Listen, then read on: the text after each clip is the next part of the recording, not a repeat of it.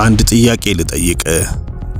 ዛሬ የዋልክበት ውሎ ለታለመለት ዓላማ የታቀደ ነበር ወይስ ዝም ብሎ እንደመጣ ያሳለፍከው ነው? አሁን ባለበት ቦታ ላይ የቆምከው በአጋጣሚ አይደለም። ካለበት ለመውጣት እየታገልክ ከሆነ ችግሩ አንተ ላይ ሳይሆን በየቀኑ በመታደርጋቸው ልምምዶች ላይ ነው። ይህ ቪዲዮ ውሎህን ብቻ ሳይሆን ቀሪ ሕይወትን ይቀይራል። እስከ መጨረሻው አብራችሁን ቆዩ።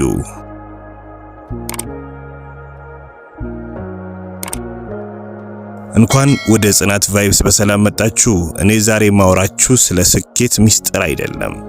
ምክንያቱም ስኬት ምንም ሚስጥር የለውም። ስኬት ግልጽ የሆነ መንገድ አለው። እሱም ልምድ ይባላል።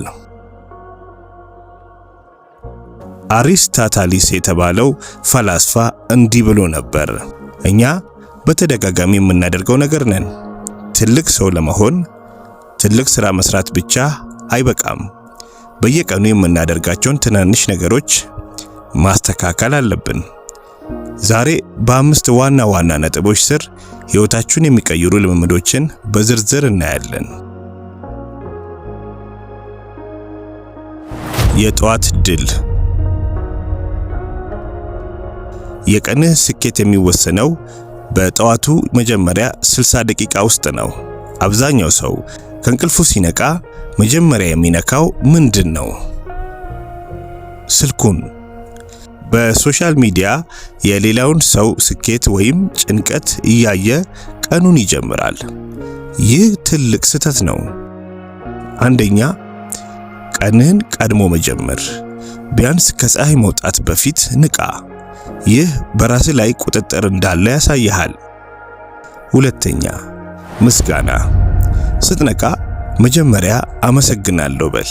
በሕይወት መኖር ብቻ ትልቅ ስጦታ ነው። ሶስተኛ፣ ውሃ ጠጣ። አንጎልህ ሥራ እንዲጀምር ውሃ ያስፈልገዋል። ስለዚህ ከእንቅልፍ እንደነቃ ውሃን መጠቀም ለብዙ ነገሮች ይረዳል። አራተኛው ተግባራዊ ልምምድ በየቀኑ ማድረግ ያለብን ዝምታ ነው ወይንም ሜዲቴሽን። ለ10 ደቂቃ ብቻ ዝም ብለህ ተቀመጥ። አእምሮ እንዲረጋጋ አድርግ። በኢትዮጵያ ባህል ጠዋት ተነስቶ ጸሎት የማድረግ ትልቅ ልምድ አለን። ይህንኑ ለራስህ ግብና ራዕይ ተጠቀምበት። የዕቅድ ጥበብ ዘ አርት ኦፍ ፕላኒንግ ይባላል። ያለ ዕቅድ መዋል መሪ የሌለው መርከብ በውቅያኖስ ላይ የመነዳት ያህል ነው። የት እንደምትደርስ አታውቅም። ስኬታማ ሰዎች የነገውን ዕቅድ ዛሬ ማታ ያቅዳሉ። እንዴት እናቅድ? የማስታወሻ ደብተር ይኑርህ። በጭንቅላት ላይ ብቻ አትተማመን፣ ጻፈው። በቀን ውስጥ የግድ መከናወን ያለባቸው 3 ዋና ስራዎች ላይ አተኩር። እነሱን ከጨረስክ በኋላ ቀኑ ያንተ ነው። አይ ማለትን ልመድ። ለጓደኛ ጥሪ፣ ለማይረባ ወሬ፣ ለቪዲዮ ጌም አይ በል። ለግብ አዎ ለማለት፣ ለሌላው አይ ማለት ግዴታ ነው። ራስን ማሳደግ ወይንም ኮንቲኒየስ ለርኒንግ። ትልቅ ሀብት በኪስ ያለው ብር ሳይሆን በጭንቅላት ውስጥ ያለው ዕውቀት ነው። ዓለም በፍጥነት እየተቀየረች ነው። ካልተማርክ ወደ ኋላ ትቀራለህ። ምን እናድርግ? ንባብ። በቀን 10 ገጽ ብቻ አንብብ። በወር 1 መጽሐፍ ትጨርሳለህ። በዓመት 12 መጽሐፍ ትጨርሳለህ። አስበው፣ ከ12 መጽሐፍት በኋላ የምትኖረው ዕውቀት የት ይደርሳል? ፖድካስቶችና ቪዲዮዎች። መንገድ ላይ ስትሆን ወይም ሥራ ስትሰራ የሚገነቡህን ነገሮች ስማ። አዳዲስ ክህሎቶች። አሁን ባለንበት ዘመን ኢንተርኔት ትልቅ ዩኒቨርሲቲ ነው። አዲስ ነገር ተማር። ሁሌም ክህሎትን አዳብር።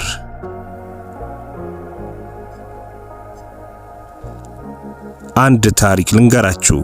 ታደሰ ይባላል። ታደሰ በጣም ድሃ ቤተሰብ ውስጥ ነው ያደገው። ሁልጊዜ እድለኛ እንዳልሆነ ያስብ ነበር። አንድ ቀን ግን አንድ መጽሐፍ አነበበ። መጽሐፉ እንዲህ ይላል፣ እጣ ፈንታህን መቀየር ካልቻልክ ልምድህን ቀይር ይላል። ታደሰ በየቀኑ ከጧቱ 11 ሰዓት መነሳት ጀመረ። በየቀኑ ለ30 ደቂቃ ማንበብ ጀመረ። ሰዎች ይስቁበት ነበር። ምን ሊያመጣ ነው ይሉት ነበር። ከአንድ ዓመት በኋላ ታደሰ ሌላ ሰው ሆነ። ንግግሩ ተቀየረ፣ አመለካከቱም ተቀየረ። በመጨረሻም የራሱን ትንሽ ድርጅት ከፈተ። ዛሬ ታደሰ ብዙ ሰራተኞችን ያስተዳድራል። ሚስጥሩ ምን ነበረ? ተአምር አይደለም፣ በየቀኑ ያደረጋቸው ትናንሽ ልምዶች ናቸው። አንተስ ታደሰ መሆን ትችላለህ። ታሪክ ገና አልተጠናቀቀም። ጉዞ ቀላል አይደለም። መጀመሪያ ላይ ልምዶች ይከብዱዋል፣ ግን አንተ ልምዶችህን ስትገነባ በኋላ ላይ ልምዶች አንተን ይገነቡሃል። ዛሬ ጀምር፣ ነገ አይባልም። አሁኑን ወስን። ያስታውሱ፣ ጽናት ማለት እየወደቁ መነሳት ሳይሆን ሳይሰለቹ መደጋገም ነው። ይህ ቪዲዮ ለውጥ ያመጣል ብለህ ካመንክ ለጓደኞች አጋራው። የትኛውን ልምድ ዛሬ መጀመር እንደምትፈልግ ኮሜንት ላይ ጻፍልን።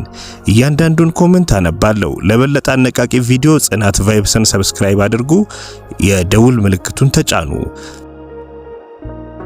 ስላዳመጣችሁና ስለተመለከታችሁን እናመሰግናለን።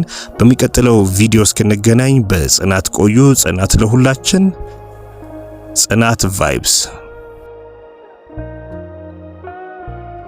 ይህ ቪዲዮ እንደጠቀማችሁ ተስፋ እናደርጋለን። ሐሳብ አስተያየታችሁን ኮሜንት ላይ ጻፉልን። ሰብስክራይብ፣ ላይክ እና ሼር ማድረጉን አይርሱ። ጽናት ቫይብስ ነው። ጽናት ለሁሉ፣ ጽናት ለሁሉ